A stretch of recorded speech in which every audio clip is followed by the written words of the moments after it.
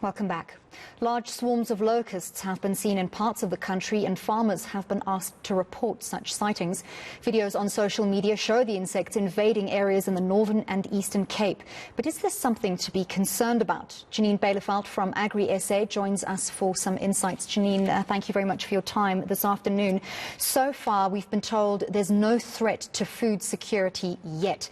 But surely these locusts have devastated large swathes of crops and grazing land.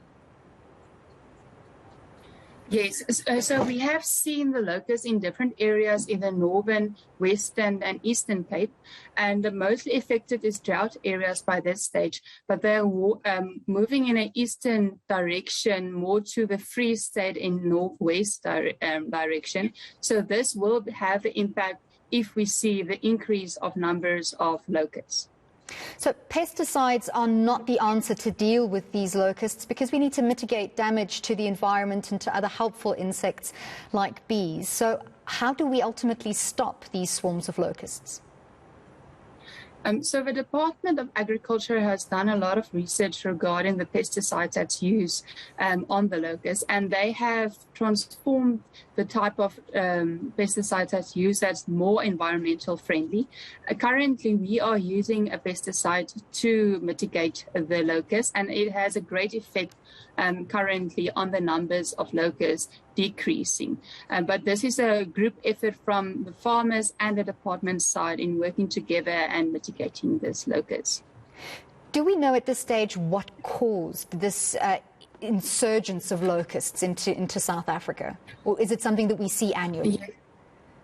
Yes, so this is what we see annually in the Northern Cape. It's mostly their breeding ground. If there's more than 10 millimeters of rain, it wash away their nests basically, and it will increase the outbreak of locusts when there's enough rainfall.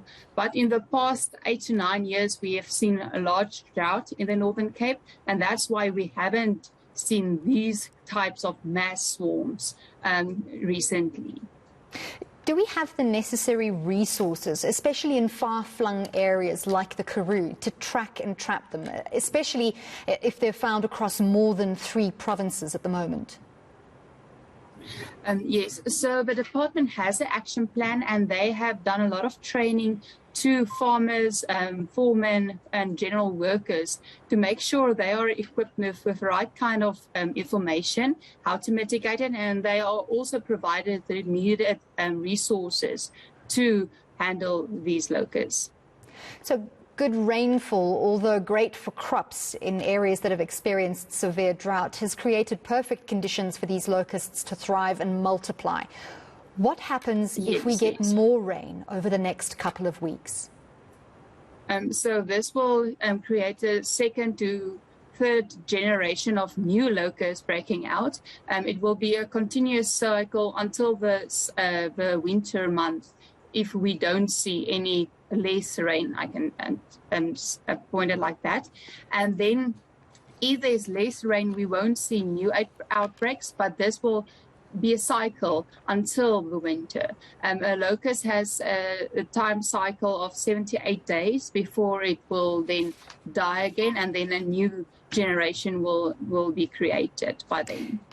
If we do see more rain and we do see more generations of new locusts, could there then be a threat to food security, or is this entirely manageable? This is entirely manageable, but it depends on the department and the farmers working together, and then the public informing us when they report or see any locusts, so that we can handle it as soon as possible. The best stage to handle these locusts is when they are only hatched, when they are not fly-worthy, if I can point it like that, and then we can handle it, because that's when the poison's also most affected. Thank you very much. That was